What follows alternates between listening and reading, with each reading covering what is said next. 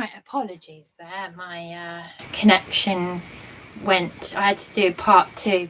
This is part two because the battery went. So I've just plugged it in. No, as I was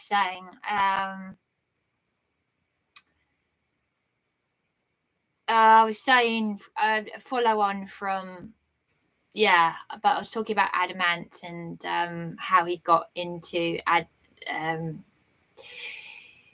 how he got the big success that he got, and Freemasonry and Skull and Crossbones Club and all of that. But I was saying, his big downfall came when his father was done for being a paedophile, but what the Channel 4 documentary didn't mention was that his father was in the paedophile Dolphin Square sex ring. And even Boy George has alluded to Dolphin Square in his "Do You Want to Hurt Me" video. But there's so much that's going on that people don't realise. When in Prince Charming, that's allegedly filmed in a Freemason lodge. It wasn't actually, it was Shepperton Studios, but it might have been because of the disassociation flaw, it might have been a Freemason lodge at Shepperton Studios. I actually, one of the ant people who tamed the panther, that's actually beta sex kitten programming, Keith Dior. He was at the conventions. These people are not going to like me for saying this, but he tamed the cat, the panther, because he worked at London Zoo or something back in the day, and he was there, so he would know if it was filmed in a Freemason lodge or not. But it was filmed at Shepperton Studios. But the bit where I prefer to call him Stuart, because let's call him by the name that the great I Am gave him through his parents, Stuart. That's my doll's name. One of my dolls is called Stuart. I named a little baby. One of my baby dolls is called Stuart. One of my childhood dolls. Funnily enough, another one's called Sally, which is what my mum was called Sarah and Sally. She had more than one name. Anyway, I love my dolls. You have to ask my partner about that. I've got a great big. I had dolls that were bigger than me. I don't know what happened to a couple of them, but I got a doll collection, and since the reborn doll thing, I just went crazy over it, and so did my mother. My mother and I we loved magic, even though that's satanic. We loved fairies, even though that's also satanic and pagan. We also loved dolls. Me and my mother, 44-year age gap. I tell you what, if my mother was 84, she'd be alive now. 84, we'd be playing dolls together. I can tell you that now. But that's the innocence that we had. And talking of paedophilia, we're actually very blessed that we didn't. We only attracted dirty old men who like to expose themselves and have a quick touch and a feel, and we could laugh about it. So my mother and I had a strange resilience and innocence about us. But talking about Stuart Goddard, and generational curses and all of that. If I was, I in the same way that I can't talk to my sisters, I can't talk to the ant people, because they're going to have some knowledge that I've basically started exposing things. And I used to be like, I don't want to hear it. I don't want to hear it. My ex-army Jehovah's Witness friend, and crumbs, he had a past, John Boy. John Boy was a man. He's someone who came into my life to help me, like my partner. He was abused in a children's home. His Irish father fought in the war.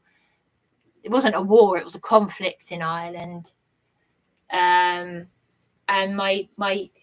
he joined the war in Ireland back in the late 70s because he wanted to kill his dad's fellow countrymen because his dad was sexually abusing him as a boy and beating his mother to a pulp.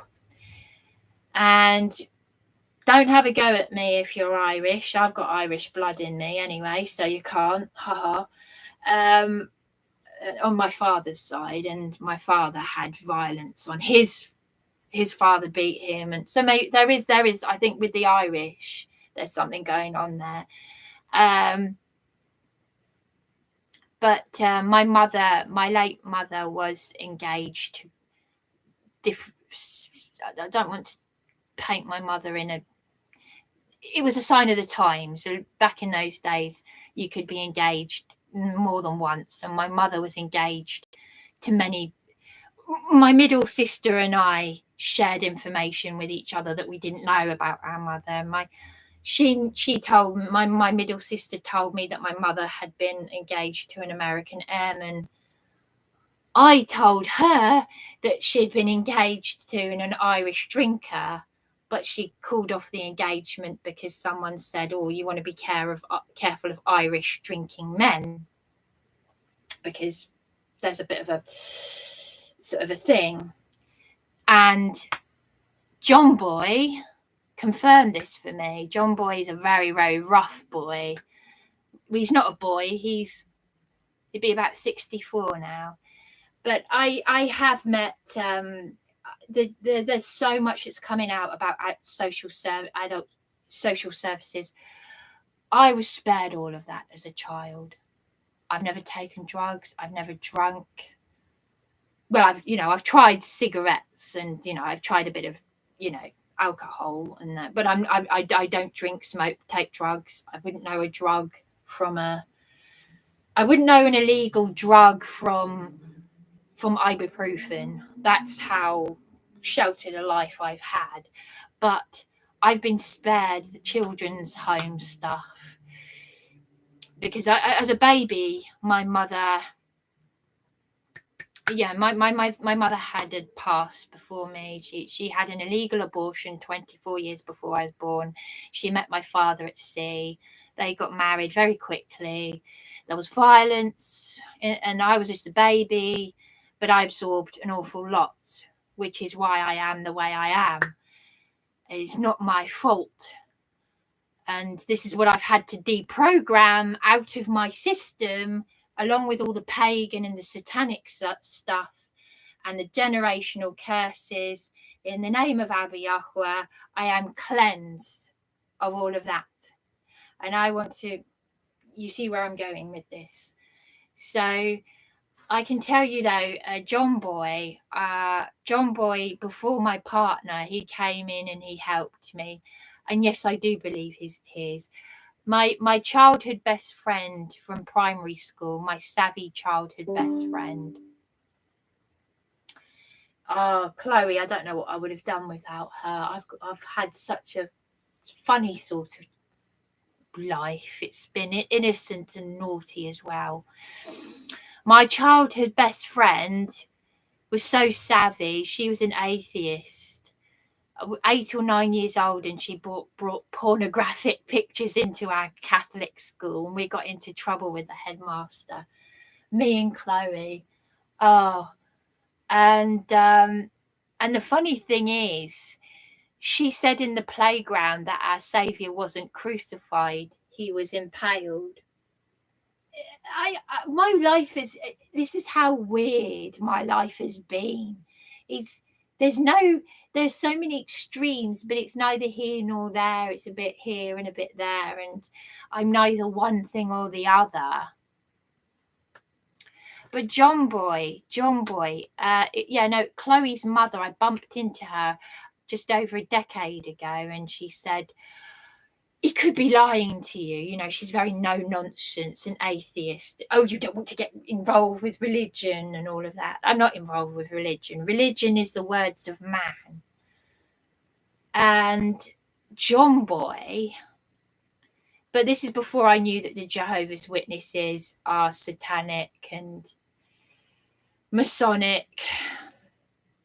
He, you know, he's wise. You know, he talk like that. Oh, boy, he talk like that. Yeah.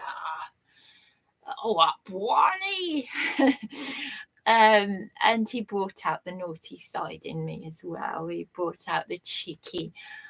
You never know how cheeky you are until someone really brings it out of you. You know, that good girl middle class thing just goes. And he's ex-army. He's bald and burly, and from the side I'd kick him up the arse, and because he's 5 foot nothing, he'd bounce up in the air. And there's me, 6 foot tall, making out I'm so innocent. But John Boy, yeah, this is why I'm still here. This is why I'm still here. I've got that little bit of resilience, but the trauma, this is where the discrimination and the programming and the MK Ultra come in, all that social engineering stuff, Tavistock Institute programming, where some of our social workers and police get their training, and why I have been tortured by Eastbourne, Sussex Police, Social Services and the council. So yeah, and you can do one, by the way. You know what that hand gesture was, I can tell you. But yeah, John Boy, I believe his tears were real. Yes, men, everybody's capable. Look, what I say is everybody's capable of being narcissistic, but not everyone is a narcissist. There is a difference, and it's self-explanatory, so I'm not going there. And all men can be forgiven for taking a bit, trying to, get what they want from a vulnerable, nice lady. Because men are men, and we're descended from Adam and Eve, so we're all, we all play our parts. But I tell you what, John Boy's, I tell you, those tears were real. Those tears from John Boy were as real as John Alexander Patterson's tears. And I can tell you this, in my opinion, that even if John Patterson had sent loads of emails to all these people that were threatening, the amount of people that I've had who've even put it on record that I've been aggressive. Why? Because I've shown a little bit of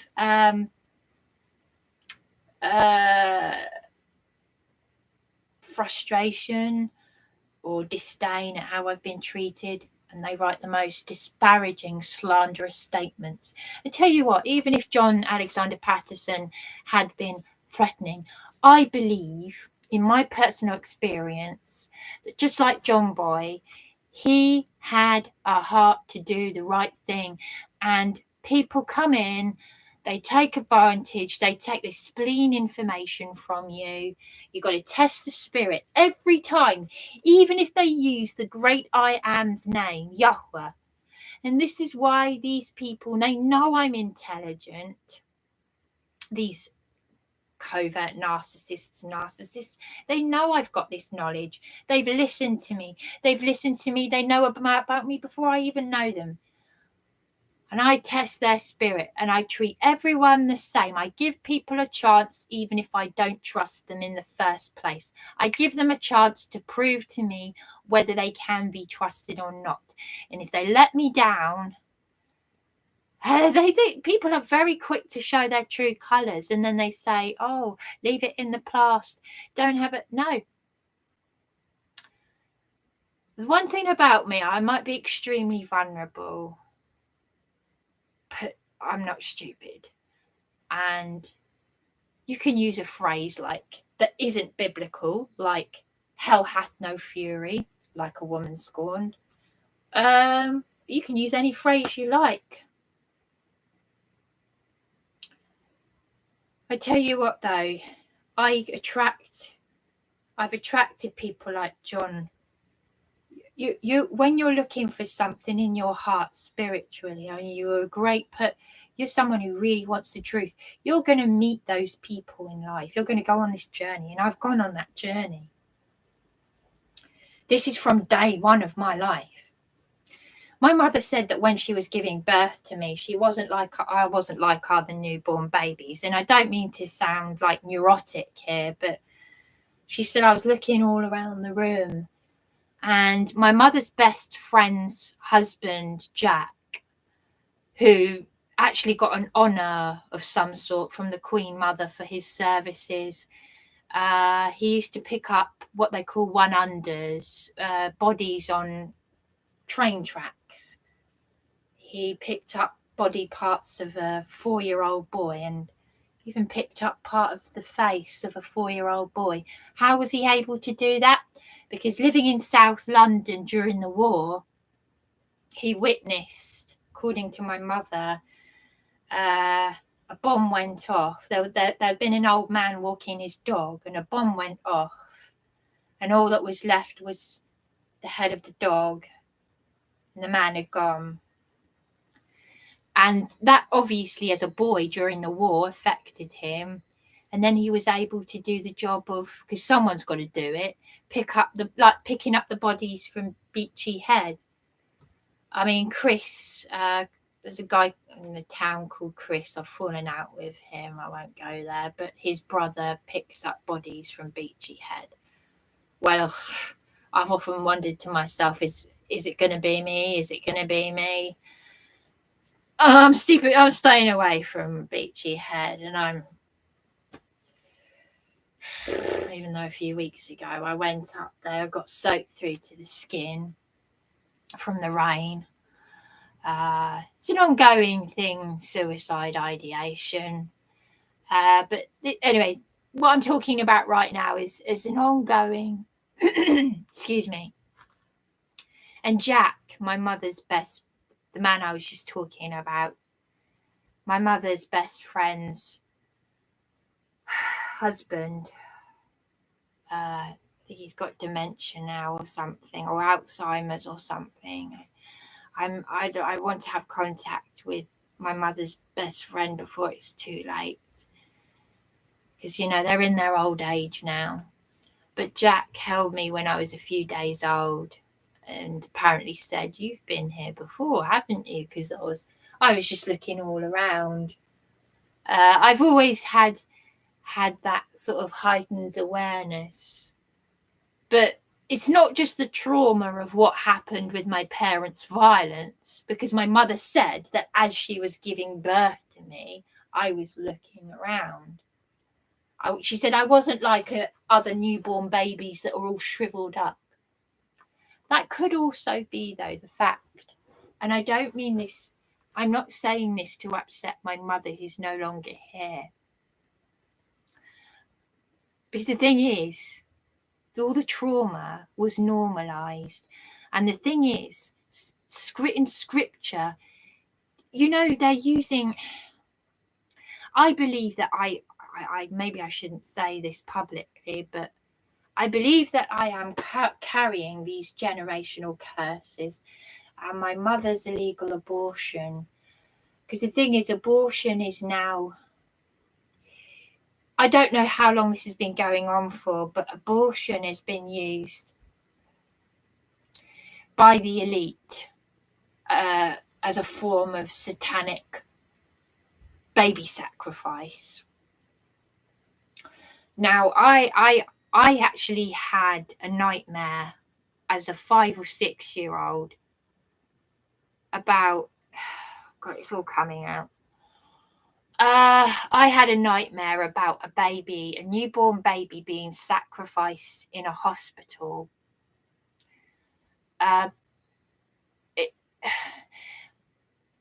The memory I remember some of my nightmares from my childhood as well as adulthood, because they're so disturbing and so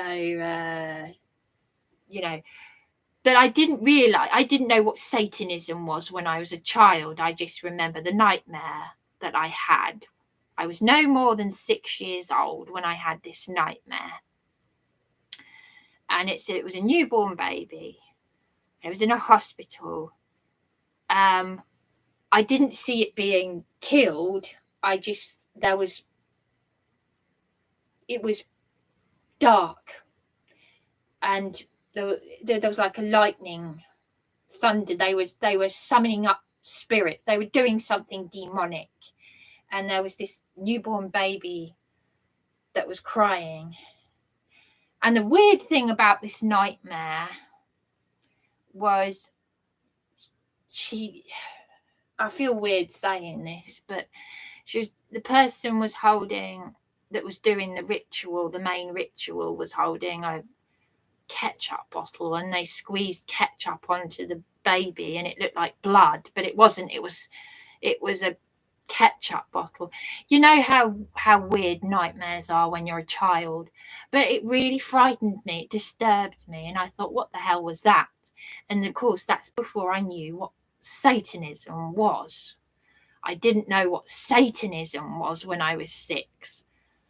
I knew about nasty, frightening things, but then I also had a nightmare a few years after that, when I was about 8 or 9 years old, that involved my mother and what I now believe to be a satanic ritual. And again, this is before I knew what Satanism was, and it involved my Catholic priest, Father Chris, and some military or police people of some sort.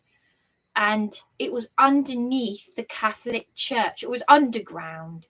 And I've since learned that Catholic churches use underground for satanic practices, especially in America.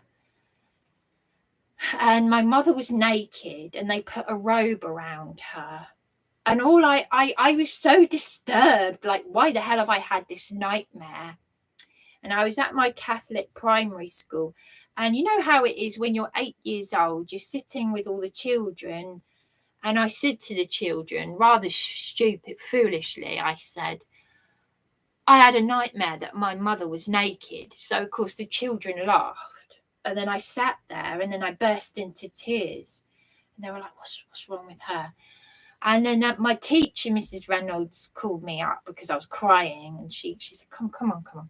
And she sat me on her lap. And she said, what's wrong? And the people were looking, and I was like, I had a nightmare about my mummy.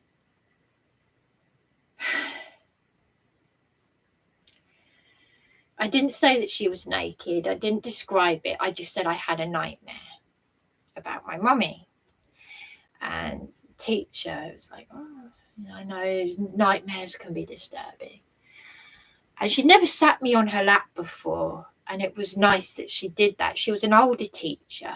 She was actually older than my mother. My mother was the oldest mother my mother had me when she was 44. And most of the parents were young at my primary school. Whereas Mrs. Reynolds was a bit older than my mother. She was retirement age. She was about 60. She was at least 60. And so I told my mother about this, but I didn't tell her about the nightmare. But then my mother had a disturbing nightmare. because I remember one time I had a habit of going into my mother's bedroom and climbing into bed with her, and I was calling out, "Mummy, mummy, mummy," and I climbed into bed with her. She was like, "Oh," she said, "I had a terrible nightmare. That you were calling my name, and then I saw you were calling my name." She said, "You were being taken away from me." But it's as an adult that my mother said to me, she had a fear that I would be taken away from her because of the violence between her and my father that could have led to one of them ending up dead, because she had a rolling pin in her hand and he tried to strangle her, and my father said it was her. People were saying, "Oh, it sounds like her. It sounds like he's schizophrenic or a manic depressive." Manic depression was the old, what they used to diagnose in the old days. But what I'm trying to say is, all this stuff has been normalized. All of these things have been, and they're not normal. They're not normal at all. And I believe spiritually that what happened with my mother's illegal abortion has manifested the spirit behind it, because my mother actually went to a Catholic priest when she had the illegal abortion. It was a cop in New York that took her to Pennsylvania, and because it was by a male prostitute in New York. So this cop took her to Pennsylvania, and it's actually very draining just to talk about it. But she went to a Catholic priest to absolve her of her sins. But those sins, he said, "Oh, you've been absolved and all of that. You've done your suffering." No, she hadn't done her suffering. Because the thing is, it needs to be done under the name of Abba Yahweh.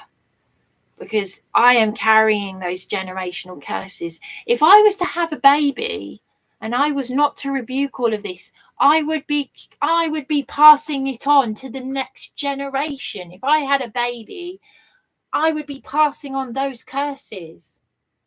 You need to break the curses. You need to, and if you've got something that you think is evil and satanic, don't burn it, because hang on a minute. Burning it isn't actually, you need to pray over it. I'm trying to remember now.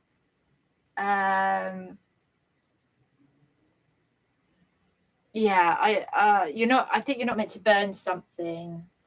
You're meant to just, you need to pray over it. So I don't think destroying something works. You have to pray over it. Prayer, yeah, of course. But I believe that why would a child who doesn't know anything about Satanism have nightmares about satanic rituals, especially when it involves baby sacrifice and their own mother? So I believe that those nightmares, because I thought nothing about them, I just moved on from it. I thought, oh, what a horrible nightmare, the way you do when you're a child, but I never forgot it. All the nightmares and the dreams that have really affected me are stored in here like a photograph album. And it's like I've now taken the photographs out and I've made sense of them. And I truly believe, I've tested the spirits, and I believe that what has happened to my mother and the Catholic Church and all its demonic indoctrinations, my mother's illegal abortion, all these generational curses, they come to the next generation, which was me, and it's come to me in nightmares and disturbed me as a child. not made any sense at the time. But then, because my mother was still doing what the Catholic priest told her to do, which was to cleanse the house. Amityville, that's it. That's what the horror film was called, Amityville Horror, with Margot Kidder. I'm not saying that our house had stairs with blood bleeding and really there wasn't devil worship in our house. No, I'm talking about generational curses and spiritual curses, idolatry. As I said, in my bedroom, I had this dragon face thing. Maybe she got it from Canada, because my mother lived in America, Canada, New Zealand, and she traveled the world. She was one of those totem pole head things, and it was right above my head, above my bed. And I was seeing the little people. I got bullied at brownies because they'd say, "Oh, have you seen the little people?" Yeah, brownies. That where we did our satanic Masonic initiation and blindfolding and disassociation and looking in the mirror. Yeah. Brownies, yeah. they were just, those children were just as lost as I was. But I used to do it for attention seeking as well, because I got a lot of attention. Oh, brownie. I'd turn the bullying into a positive, like it was a bit of attention seeking. But yes, I did see little people. But then, of course, when you grow up, what I'm saying is the idolatry and all those things that you own, they could be opening up portals to all these things. So, but the thing is, you know, fairies, when you're a little girl, when you're an innocent child, these things, like I had the Flower Fairies books and stuff. But my mother had an experience where she saw fairies, where she can't remember whether it was a dream or whether she actually saw them. But she had a thing about cherry blossoms, because she just with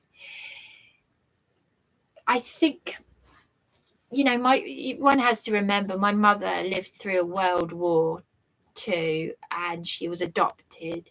And she was told in as a baby, my mother was born in December 1937. She was told as a baby that she'd been adopted. My grandma told her a little story, and she said, "You know who that little girl was? That was you." Yeah. So, you know, there's a lot of the creativity as well in our family. There's something I want to do, but I don't want to say what it is because it's my idea. But my mother did a lovely children's book based on herself and her grandfather, and it's so beautiful, and the way she painted it. But my mother was extremely talented. She made some of our clothes and toys. And I think all of this stuff is used as disassociation from the trauma that I'm carrying every day of my life now. My life. This isn't a life. I don't have friends, not because I'm a horrible person, but because I just can't stand to be around people because there are so many idiots, as we all know. Authenticity is a unique trait, which is why I've got my purposes for making these YouTube videos. The whole targeting and the whole social engineering, all of this stuff, it's all connected. It's like a spider diagram and a rabbit, or a rabbit warren of rabbit holes. It goes off into different areas.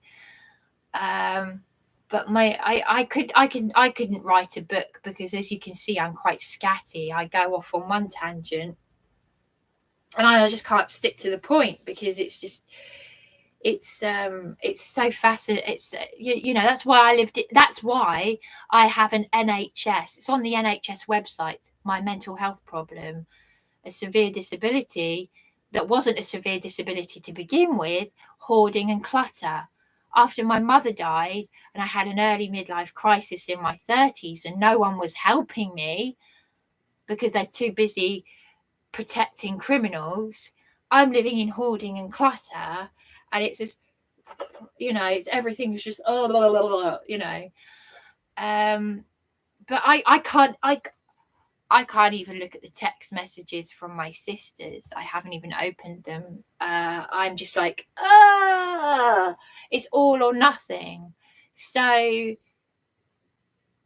when I went to the Adamant conventions wearing bra, pants, and I got mentioned in the online Guardian one time because I went to the Roundhouse in Camden and someone from the Guardian was there and they mentioned me because I was 6'7" with the platform boots, wearing stockings in suspenders and a chain bra, and I wanted to look as well, basically as much like a Babylonian whore as possible without even realizing it, because it's been programmed into us, this sexualization. But what I'm trying to say is, before all that stuff, my mother and I truly believed we saw fairies, and you can laugh at it if you like. But this is real. Even Fern Britton said on TV, she said she went down to Cornwall and she spoke to a witch, and the witch, this Cornish witch, and they, oh gosh, don't even go there. The witch was giving her some dodgy things, as you can imagine. A real practicing witch. There's a lot of dark stuff in Cornwall. It's like Ireland. I mean, I've got happy memories of Devon and Cornwall, but it's a bit like the Wicker Man. If you've ever seen the Wicker Man, Ingrid Pitt, ironically, she paid me a lovely compliment at the at Birmingham NEC. But oh my gosh, that horror film. A virgin Christian police officer is on the hunt for a child that's going to be used for a satanic sacrifice, and it's the hunter becomes the hunted, and it's the virgin Christian police officer. Where's Rowan Morrison? You know, and yeah, Ingrid Pitt was in that, and I think that's the only time my mother's actually been fazed by a famous person, was when I repeated what she said to me. But my mother and my father saw that, and The Omen. I'm going off on a tangent now, but speaking of The Omen, The Omen 3, the Antichrist, played by that actor that my mum did a scene with in Wimbledon. What's his name? Sam Neill. He played the Antichrist. Yeah. So my mum has actually done a scene with someone who played the Antichrist. I'm making a joke about these things, but it's not actually, you know, I'm laughing about it. But and Dave Prowse, the Dark Lord, Darth Vader, used to ring me up. So yeah, you've had our brushes with the darkness. You can laugh about it. It's you know, it's good to laugh things off, but this stuff is real. Hollywood and the music industry was created to destroy, to help destroy you, your children, and your children's children. And I'm here for a reason. I'm still here, and it's good that I can laugh. I have to laugh about it, because there are nutcases who are like, oh, she's a nutter, and And I just think, you poor thing, you're going to end up in the lake of fire, and you just don't realize it. You just don't. There are people who will be turning away from our Saviour in these last days. And there are people who just are so lost. They don't know what they're doing. They think that there are people who our Saviour is going to say, go, for I never knew you. And they're getting involved in New Age Christianity. New Age Christianity. They're not going to the source of Scripture. They're making it up. They're listening to the words of man. It's satanic, you know. So I just find it all fascinating. And I know that wherever I am now, even if I'm suffering, I'm in a better place than a lot of people who've got roofs over their heads, who are rolling in money, because my soul is the thing that I am living for and breathing for. Because I could drop like a fly, you could die. You lot who are watching me, whoever you are, with all due respect, you could drop dead any moment. And are you going to think, because you know what? There are practicing Satanists who've been on their deathbed. There was one man who sexually abused his daughter when she was a child. And she sat with him. She prayed with him. And he was so evil. She decided to go and see him on his deathbed. And it was on his deathbed, because it's always on your deathbed. If you turned your back on our Saviour at the last minute, I can't say exactly what's going to happen, because I'm not an evil person. I'm not a Satanist who's lying on their deathbed. But from what I gather, that is the point when you'll cry out. But you want to get it right before you leave this earth. How do I know? Because I have experienced hell. I've experienced it. I've seen it. I've experienced it.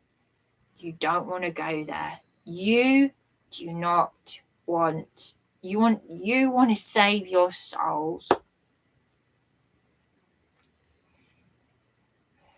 That's what I can say, really. But yeah, I'm just saying, I know torture and I know suffering, and as I pray for my hedge of protection, and I say, Abba Yahweh, rebuke all spirits and entities that may infiltrate my person. So yeah, so much stuff out there. But I was watching the Water Babies. I don't know, you might remember this film from your childhood. And I wasn't looking for anything, I'm watching stuff from my past, because I like all the old stuff. And even in that film, there's a reference, in my personal opinion, there's a reference to what I could believe is satanic child abuse, because the Water Babies are under the water, obviously. It's an underworld, and they've been captured by this evil eel and these sharks. And the sharks have got the they're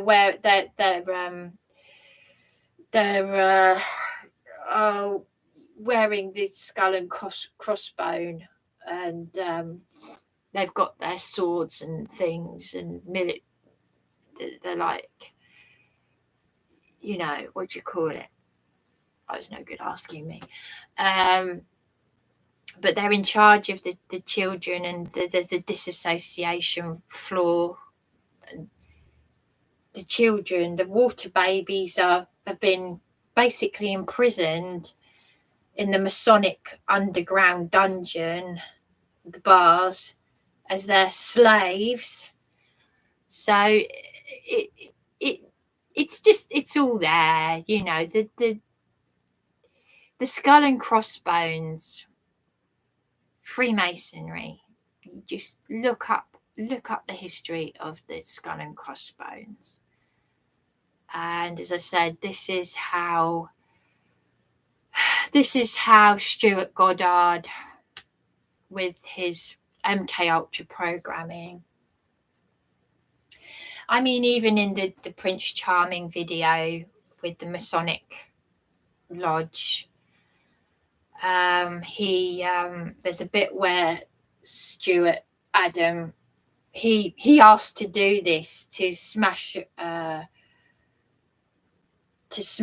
a mirror. He said in an interview that he smashed a mirror. In pop videos, when they smash, there's a pop video called what was that pop video called? Was an 80s pop video? You Take My Self-Control.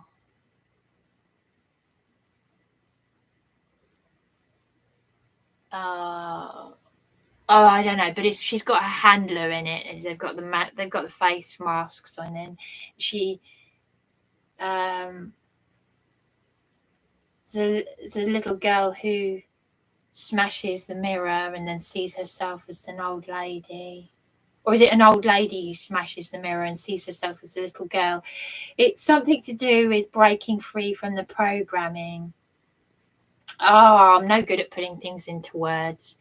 Smashing the mirror and the multiple personalities, because obviously in the Prince Charming video, Adam, Stuart Goddard, he's playing all these characters that he likes in his head. Alice Cooper, Clint Eastwood, The Highwayman. So yeah, he's breaking. Another victim of that was way ahead of its time was Gary Newman. And Gary Newman, well, that's dark. He was ahead of its time with the programming and whatnot. Oh, you only have to look at his eyes and his face. But Gary Newman, Newman, N-U-M-A-N, Newman. I don't mean to be crude again, but late at night, if you've seen those TV ads, Newman, spelt the same way, N-U-M-A-N, to do with erectile dysfunction. It's used in the same way, Gary Newman, new man, and it's something to do with being a new man. So progressing, it's the MK Ultra programming. It's ahead of its.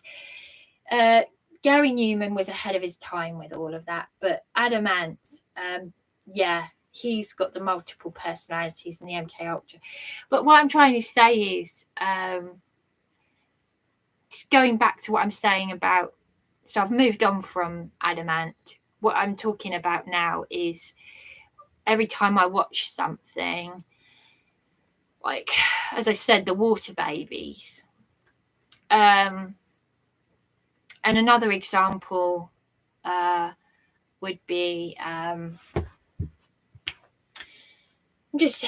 feeling I get very drained talking about this stuff because it's spiritually draining.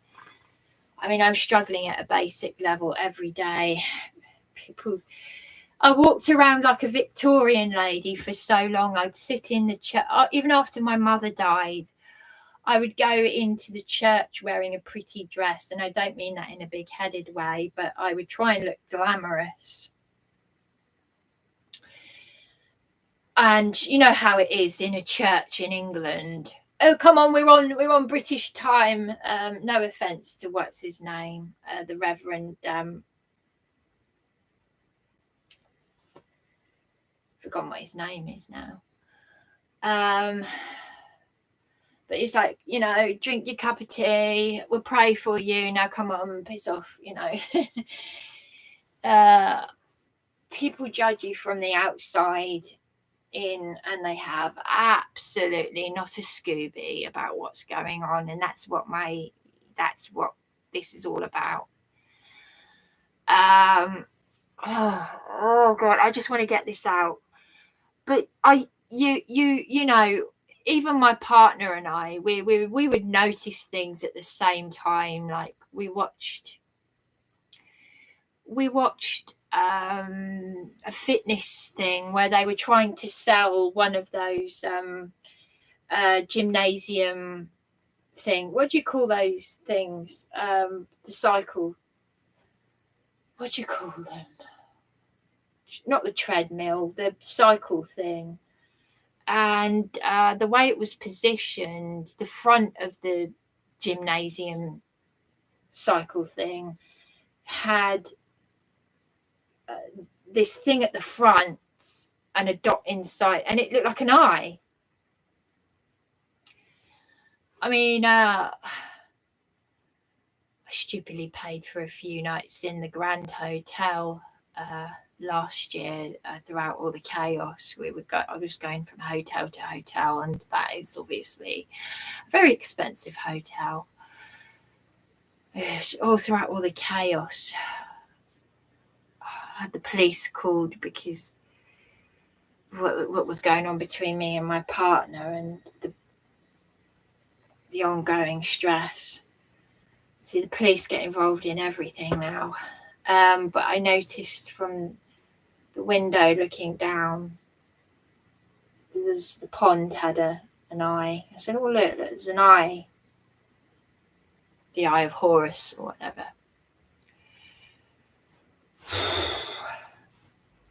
I'm even before I was evicted from that flat that I was struggling in, where I had the leaks and the hoarding and clutter, the one where I suffered all those years, just suffering, not coping.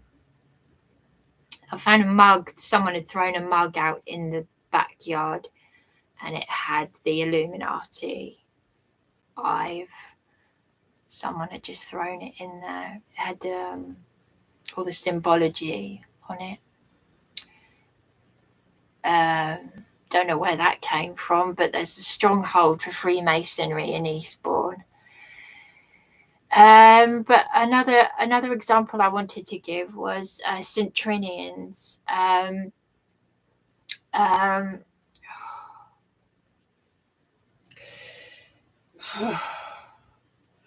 She's just talking about this stuff makes me feel it's draining.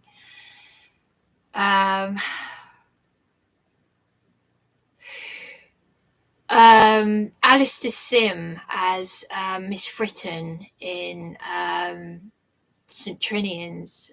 Do you remember he did when he whistles to Flash Harry? And as a child watching it, I remember thinking, oh, that's very distinct, the way he's done the whistle. It's because he's doing the hand gesture, he's doing the devil hand sign. Because, you know, I'm trying not to do the hand sign, but when you put your... I can't whistle with my fingers in my mouth, but I won't do the hand gesture. But this is Alistair Sim. This is back in the early 50s. And he holds up the devil hand sign after he's done the whistle. And he's like, oh, I've just done it. But it's like he's suddenly in a daze, and he slowly beckons Flash Harry with his hand. And he's doing the hand gesture. So as a child watching that, I thought, you know, it's subliminal, but it's right in your face. And I thought that looks odd. And that's before I knew what he was doing. But, you know, girls' schools, the infiltration, even Eton, you do realise that the reason why teachers were so brutal at beating children, especially in even in public schools like Eton, which is where Prince William and Prince Harry went, it's a satanic incorporated tradition to whip and use these awful implements on children. I mean, even my eldest sister had a ruler on the hand, but the use of corporal is it corporal punishment or capital punishment on children?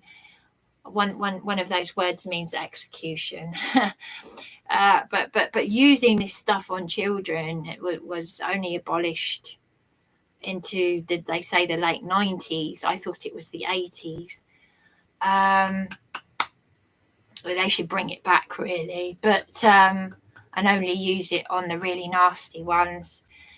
The scriptures doesn't rule out whipping children. What was that scripture about? Don't spoil the child with the rod, something or other. I've got to read a Bible.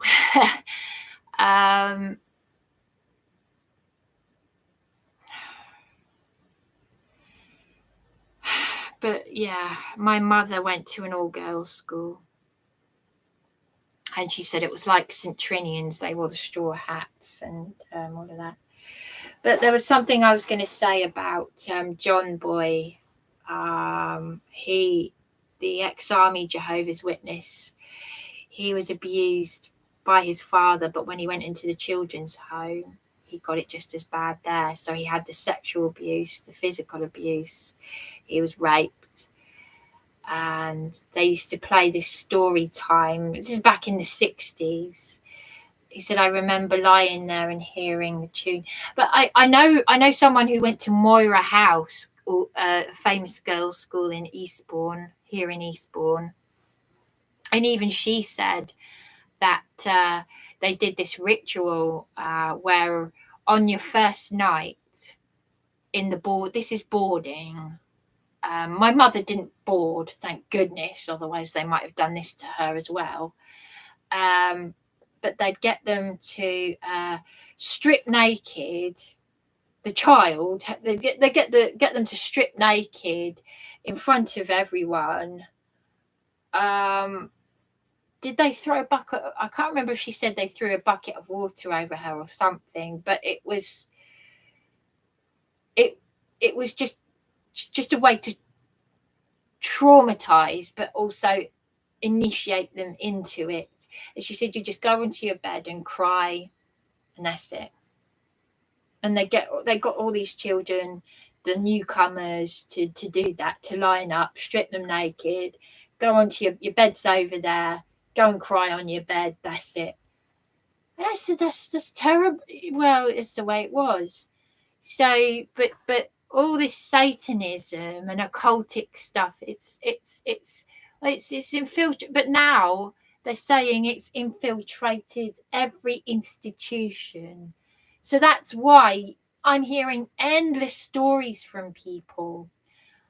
I mean, after meeting John Boy, I was in Wetherspoons in Hastings, and this man in his 50s or 60s said to me, yeah, I'm a Barnardo's victim. So all these charities, because 100 or 90, is it 99% Illuminati? Yes, and I'm going to expose it. And the Trestle Trust, who ignored people like me.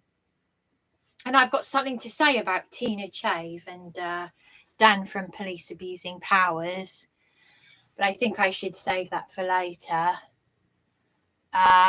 It's gone 1 o'clock now. But I've got something to say because I sent them both a text message because I'm so disgusted with them that these people could say that this Tina Chave, who has 40 years of experience of dealing with people like me on severe disability, and then say, oh, you shouldn't be in these places if you're in severe disability.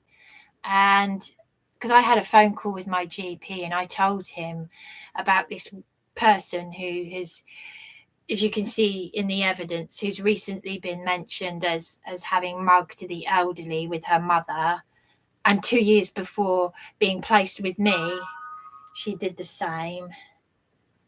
And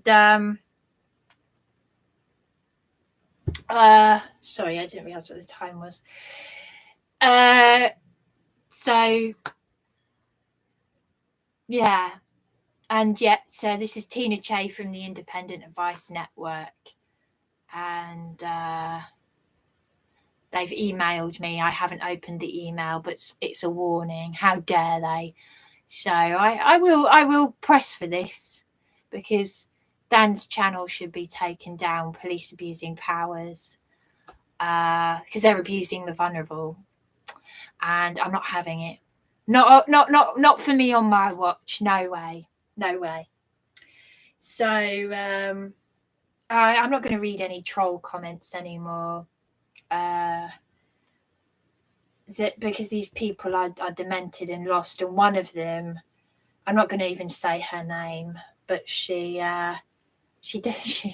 doesn't even watch my YouTube live streams properly, because she said in a comment that I referred to Tina Che and Dan as tyrants. No, I didn't. I was talking about my eldest sister, and it wasn't even a comment that I made. I was repeating what someone else said. So go and mind your own business, get a life, but they're not going to, because they're lost. They've got low IQs, and they're lost. You need help. So yeah, keep explaining. I'm going to expose, because what's been happening in all these institutions, everything's not what you think it is. And the most intelligent people I've met in the psychiatric unit, the most demented people and psychopaths, are the people who are drawn towards, and it's run by occultists. And they're using the New Age Christianity. They're pushing all this stuff. They're pushing the satanic Agenda 2030 onto people. They've got their rainbow stripes on in there. And it's just, so many people are going to perish and they don't even know it. There are people who think they're doing our Heavenly Father's work. And I just pray that, like me, they are brought to Abba Yahweh, because despite what's happened with my partner and the emotional abuse and him being arrested, I don't know what I'd do without him, because someone has to help. Someone has to, even if he's doing, even if he really has got nefarious evil purposes, well, then that's going to be my partner's demise and not mine. If my partner has been doing evil, wicked, because as Derek Prince said, witchcraft is not just things like what witches and warlocks dabbled in, astrology, which is what I had dabbled in. A newborn baby can be capable of witchcraft. This is what Derek Prince said. It's about manipulation. They know how to get, they've got a wet nappy, or they need milk. They're hungry. They know how to get what they want. They cry to the mother. That's witchcraft. So even a baby's capable of it. But, it's your choice. You've been given that choice. My partner's been given a choice. I've been given a choice. And you know what? As I said, I don't know where I'd be. All I know is that the care system, when I did care work with the elderly, I was bullied so badly by the people I worked with, and some of the people I cared for. But I tell you what, the psychiatric unit, there is an underbelly of corruption and Luciferian agenda, And the people I've met in there, I met a victim of satanic ritual abuse. I met a prostitute turned Jehovah's Witness, a woman in her 70s who'd been forced to have sex with animals by someone who, a satanic ring in Eastbourne, someone who owns an estate agent is involved in that ring. She told me, and I believe her. Why? I believe the tears. I can see it. I can feel it. And I also met John Patterson, and it was a Freemason from Lewis who put the SRA victim, the South African SRA victim in there, the satanic ritual abuse victim. And I'm not going to keep repeating this because it's not really going to go anywhere. Let me just tell you this. I'm going to finish this live stream now. I found throughout my suffering, every now and again, I'd find money. And like when I was getting out of the taxi to go into one of these awful hotels where I tried to help an old lady and her mother who were being abused by the cowboy owners of the Congress apartments, I found a £20 note in a puddle, and I immediately said, "Thank you, Abby Yahweh, that is a gift." I found this £10 note, that's another gift. I kept finding money and I'd say thank you because it's a gift. You know what? I now know what I'm going to do with this £10 note, because on the 30th, money's going to be going. The Great Reset will be coming. They want to get rid of money altogether. They're getting rid of paper money and they're going to replace it with plastic. And then after that, who knows what? But I've got to do it in 6 days' time. I need to have spent this money, this gift from Abba Yahweh that I found, because it will have no value. We're living in the end times, and you know what I'm going to do with it? I'm going to buy, I know which Bible I'm going to buy now. I'm going to buy the New King James Bible. So there we go. And that will be a gift well spent, because I'm now at the right place in my life where I am ready to read the Bible. I just need energy. I am so shattered right now. I've got to end this live stream. But I've spoken mostly about the darkness, but my reason to be here is to expose the darkness and to shine a light. So there we go. So that's it, basically. So I'm going to end this live stream now. And thank you for enjoying this time with me. And I'll be back. I'll be back later, I think, because this has been mostly about spiritual talk. So I think maybe I'll come back later. And